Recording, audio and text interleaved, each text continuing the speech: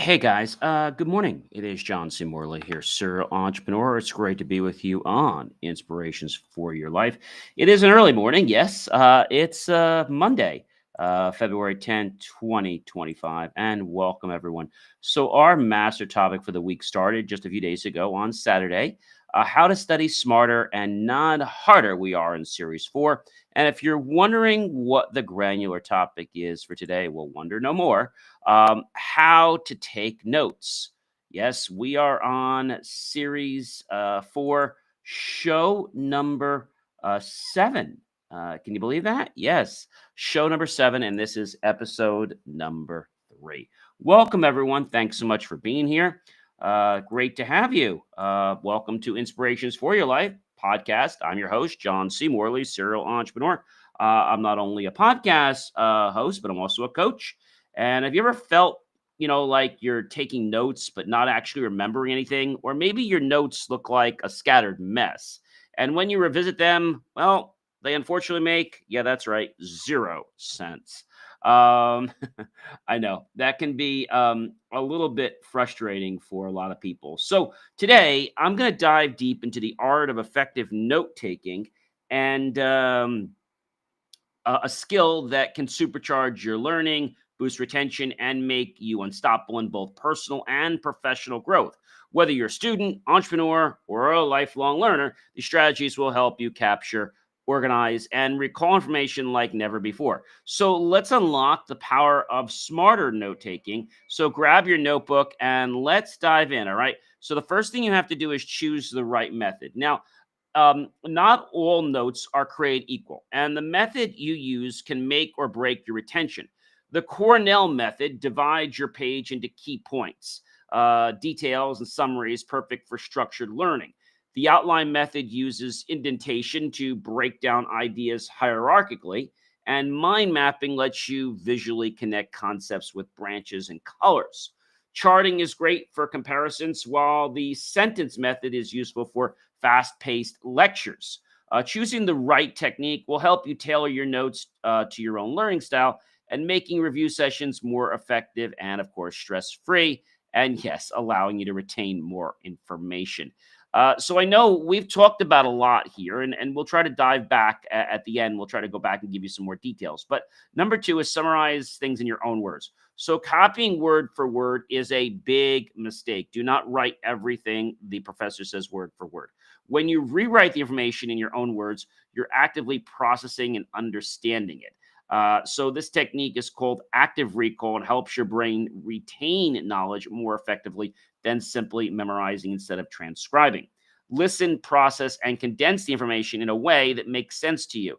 This way, when you revisit your notes, you're not just reading words, you're reliving the understanding that you put down. Number three, use abbreviations and symbols. Speed is key when taking notes, especially in fast paced environments.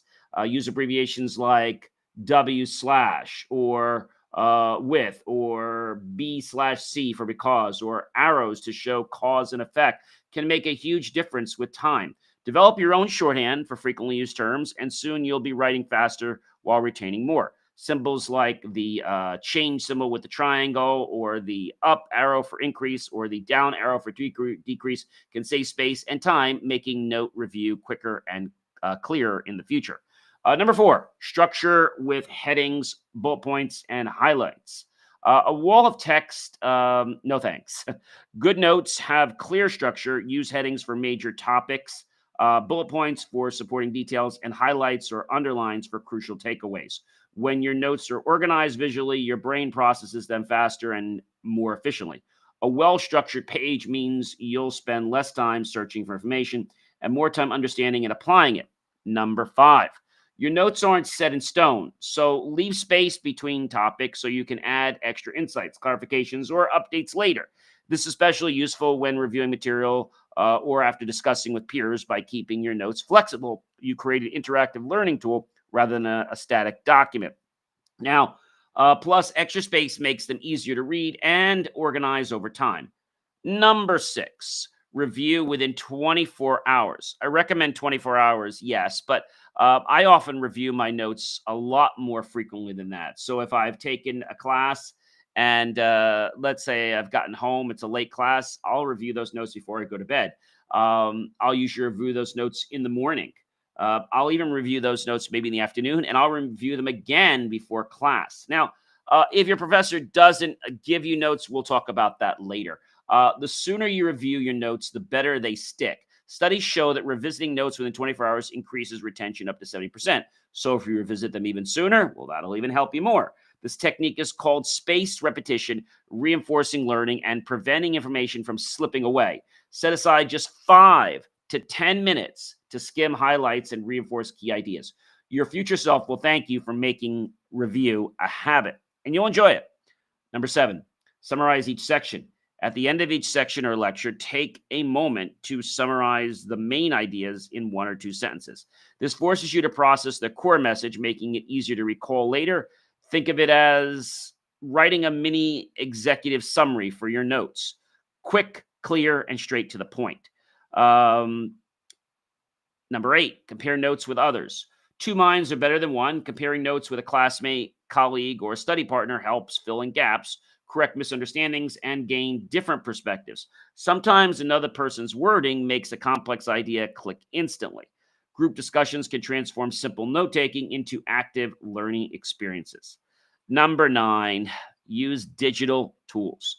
In the digital age that we're now in, handwritten notes aren't the only option. Apps like Notion, Evernote, OneNote, Smart AI, and Google keep things so that you can help organizing, sync, and search your notes across many different types of devices. Tools like Otter, and there's others that could transcribe voice recordings, and there's Recorder AI, while things like Quizlet and Anki can turn notes into flashcards for easy memorization. Whether you prefer paper or pixels, leveraging tech can take your note-taking game to an entirely different level. So I think now that we understand a little bit about note-taking, let's kind of dive in a little more, right? So one method was called the Cornell note-taking method. So let's dive into that, shall we? So the Cornell note-taking method is one very popular method. And so basically what you do is it requires pretty little preparation, which makes it easy for any class. So the page is divided into 4, or sometimes only 3, depending on the sections. 1 column block at the top of the page, and then 2 columns, 1 block at the bottom of the page. So again, pretty easy. So basically, it's kind of like, you have your column on the left, you have your part on the right, and then you have your basically your horizontal, if you will, row on the bottom. So you got a column, you got a great big long row, and then you got a big small row at the bottom. And so the one at the bottom is about 5 to 7 lines. So you take Cornell notes, and it's very straightforward. You put the title on the top. On the left margin, you put keywords and questions. In the main area, these are main notes. You can use abbreviations, which is important. So Cornell note-taking is very effective. It allows you to actively summarize. By actively summarizing a topic, you'll gain a better understanding of your class notes. Intentional note-taking, Cornell notes encourage focus and intentionally when taking notes rather than writing down everything. Revision-ready notes, when it comes time to revisit your notes, they're formatted well for revision.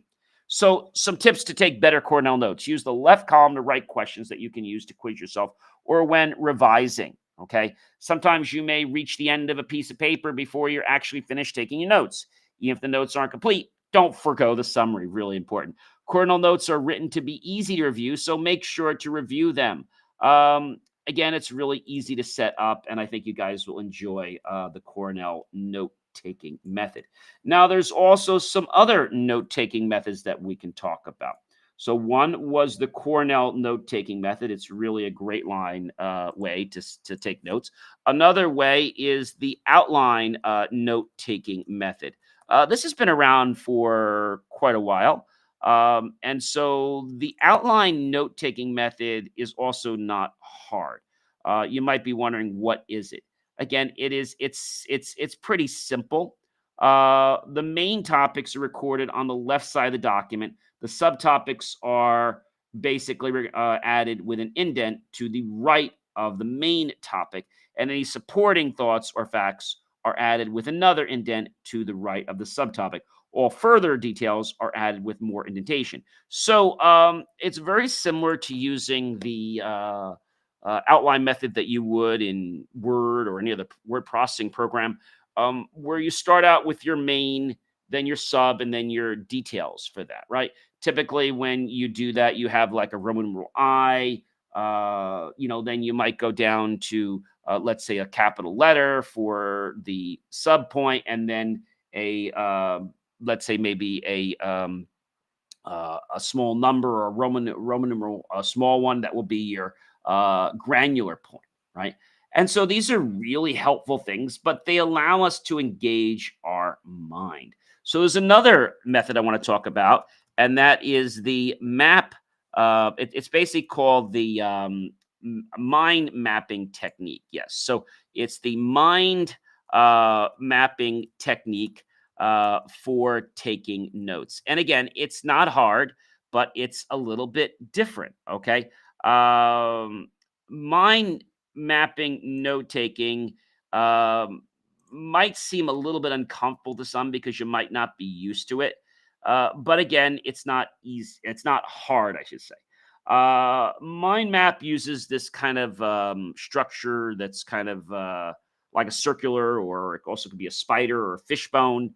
And it's different than traditional note taking. It's visually engaging. You can emphasize more on the connections.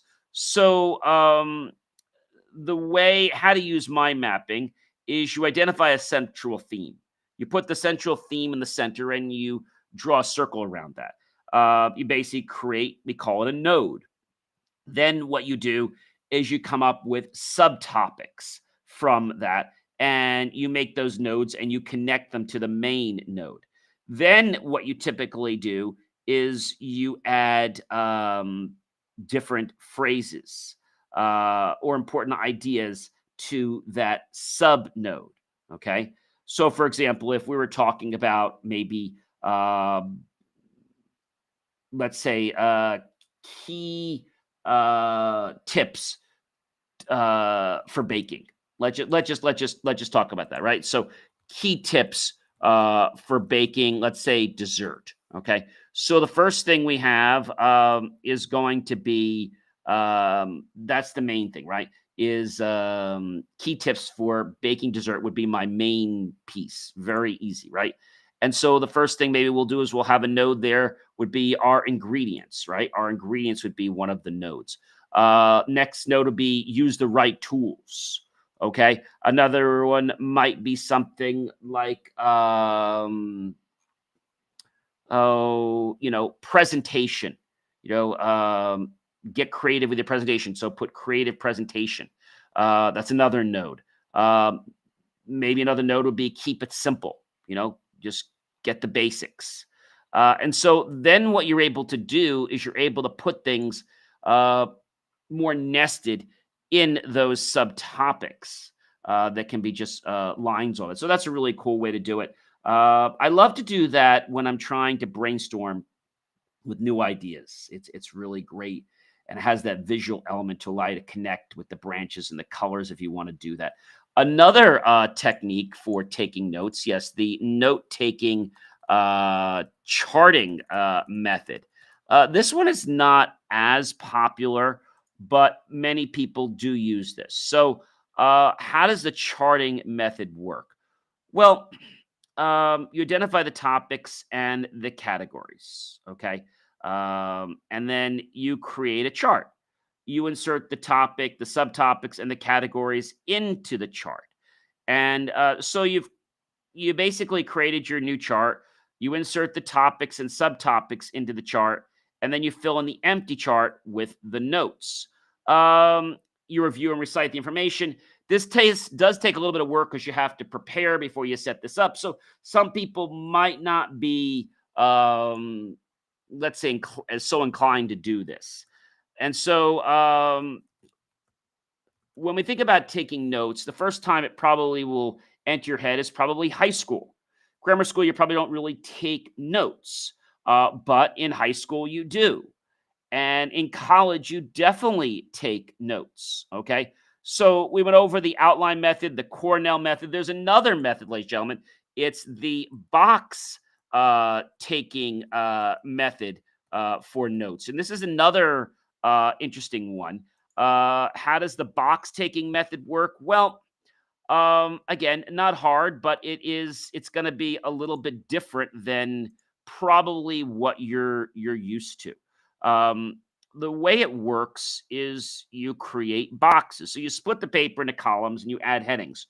You write your notes in columns. You move, edit, and resize your notes, which can be optional. You draw boxes around topics and you review the box notes.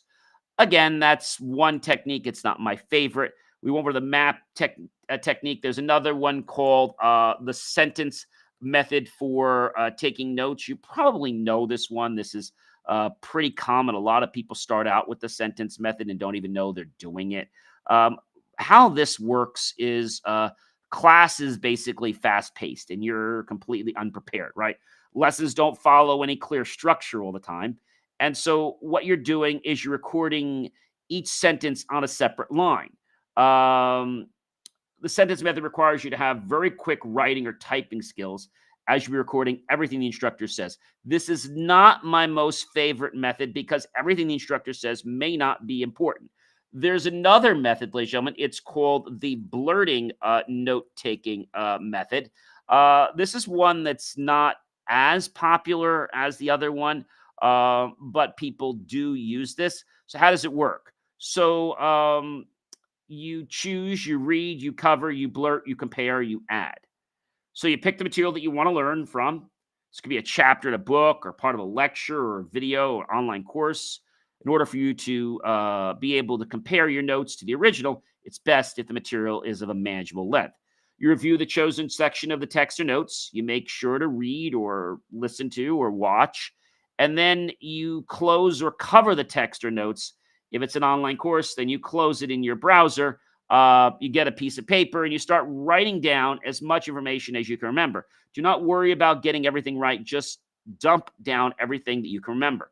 The main thing is that you'll do in this note-taking method is blurt, means to say something suddenly without thinking. And it's essentially what blurting is when we talk about blurting method. You compare. After you finish blurting, you compare your notes to the original text, and it'll help you identify any mistakes. You'll add anything that is missing. So that's a great way. You can have fun with it. There's another method you might be familiar with. It is called the QEC note-taking method. So the QEC note-taking method is a kind of a cool one. It's the question, evidence, and conclusion note-taking method. We call it QEC for short. It's simple, but it's very powerful, and it's focused on capturing the big ideas and how they relate to each other. The method is very structured around concepts that require arguing and evidence. So for certain subjects, this will work well. For others, it may not.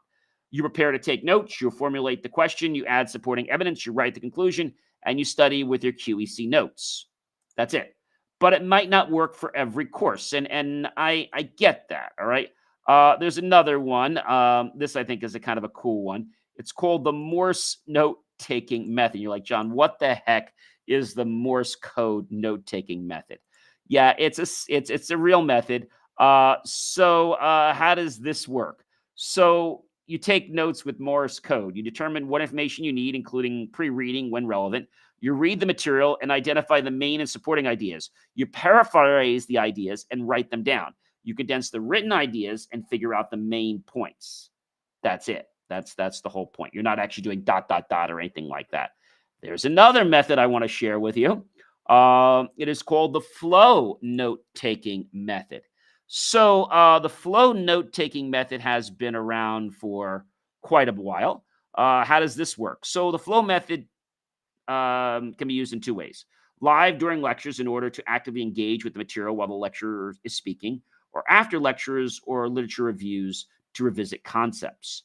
So this is how it works. You prepare, you write down the main concepts, you add relationships and details, and you study your flow notes. This is very similar to the brainstorming method. There's another method I want to share with you, and this is called the REAP, REAP note-taking method.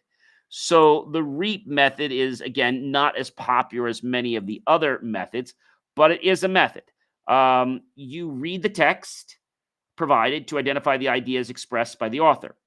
You encode the main ideas identified in the text in your own words. You annotate, write annotations of the ideas, quotes, etc., in the text. You ponder, reflect on the content, and write comments or criticisms of the text, and you discuss it with others. Okay, there's two more methods I want to share with you. Another one is called the focused, it's called the focused question cluster method for taking notes. And yes, it is a real method. You understand the focused question cluster method. To do this, it's really easy. You scan your notes and choose a topic. You start by identifying the main topic you'll study. You generate a list of quick, focused questions. You think of all the possible questions you could ask related to the main topic that could be answered in a few words or a sentence. Organize questions into focus clusters. Ensure that each cluster focuses on a specific topic. You add additional background questions for each cluster to ensure you are covering the overarching points. You keep organizing as you add questions as needed. You can create subclusters within large clusters to further organize and categorize your notes. You do a recap and answer all your questions, go through each cluster, and answer all rapid fire methods so you don't take a lot of time. So you basically focus, you get the significant questions, you research, and now you're clear about them. So that's how that method works. And the last method I want to talk about, this is not my most favorite, but this is something that was taught a lot in grammar school. It's called the highlighting method. Not my most favorite method, but it is used. So before reading a text, take a minute to think about how it relates to your objectives and let that inform what you're going to highlight. If you have access to learning objectives for the course, read them. Instead of highlighting while reading, finish reading the paragraph or section first, then return to it and figure out which information is the most important and highlight it. So a lot of times I would read something and just try to figure out, what's important, what's not important. And so this is how this works. Um, you know, the things that you can do when you talk about, note taking might overwhelm you, but the goal here today is to just give you some, let's say, different ways to take notes. Because I think a lot of people, they take notes wrong. They can't take everything that the professor is saying, and then they get frustrated. Now, you can use an AI system, and you can record the class, have the notes be transferred into a system, and then that actually gives you the condensed notes. And I think that's a really good way. But I think the best thing when you think about note taking is to involve many different methods. My favorite method is the Cornell method. And I also love the brainstorming method. The brainstorming method is great once you have an understanding of what you want to do. Brainstorming is good if, let's say, maybe you're trying to storyboard an idea, like I often do for videos. I'm not sure what I want to do, so I storyboard and say, okay, gee, I should do this, I should do that. What makes more sense? And then I don't always know that. But then by having this great big, chart, actually not a chart, it's more of a kind of like this little diagram with circles and stuff. You can actually make this really big. And I've done this before in large workshops. We've done it on like a whiteboard, and the whiteboard was as big as the entire wall. So this made this really good. And the neat thing about it is that you can find that certain things might connect back to what you already know. And sometimes you might find that after you've done this, that you can actually consolidate something because you've already done something and merge two into one. So these are really cool things.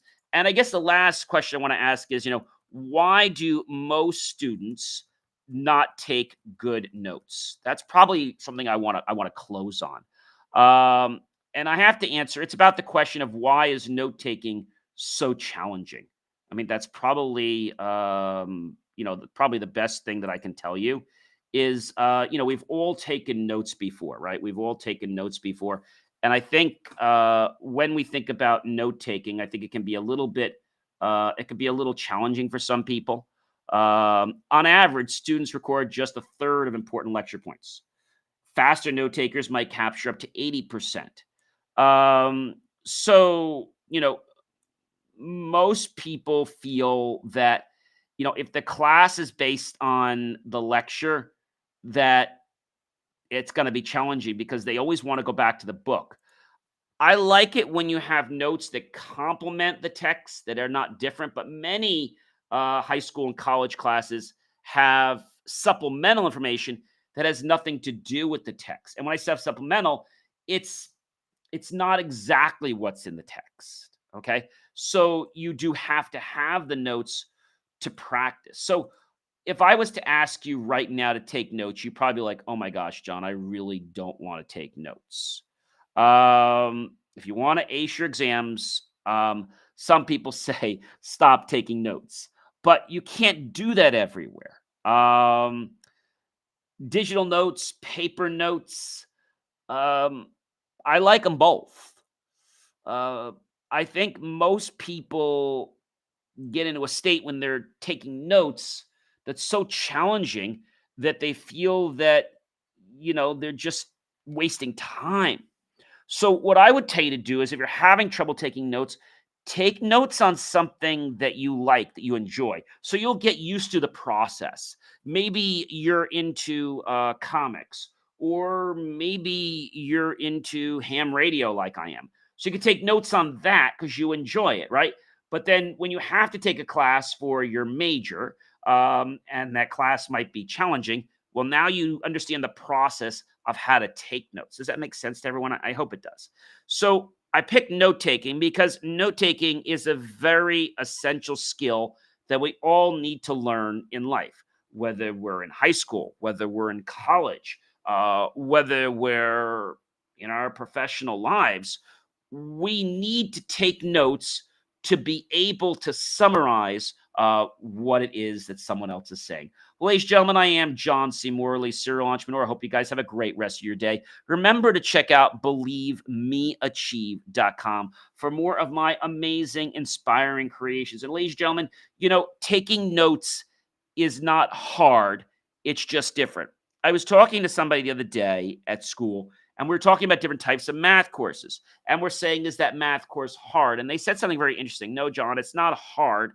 It's just different. It's just weird. It's just doing things you normally wouldn't expect to do. Like, how many of us write with our non-dominant hand? We don't. But if we did, we probably would get more comfortable. Hey, that goes back to something I always say. Practice getting comfortable being uncomfortable. Practice getting comfortable being uncomfortable. Practice getting comfortable being uncomfortable. So feel free to go back to this and figure out which note-taking method is going to be right for you and play around with them and see which one's going to work. Again, I'm John C. Morley, serial entrepreneur. Have yourself a